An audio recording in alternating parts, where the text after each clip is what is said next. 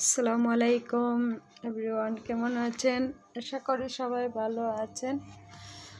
আমিও ভালো আছি। বাসায় কয়েকদিন সবজি ছিল না, তাই মাছ বোনা, মাছ ভাজি এগুলা করে খাইছি। তাই আপনাদের ভাইয়া অনেক রকম সবজি আজকে নিয়ে এসেছে।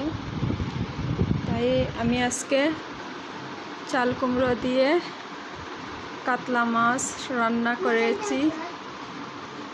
আর চাল কুমড়োটা খুবই নরম ছিল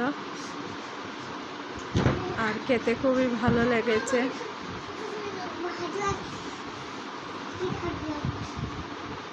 আর আমি ইউটিউব চ্যানেলে একবারেই নতুন, দিদি দাদাদেরকে বলি অবশ্যই আমাকে সাপোর্ট করবেন। আপনাদের ভালোবাসা পেলে কাজ করতে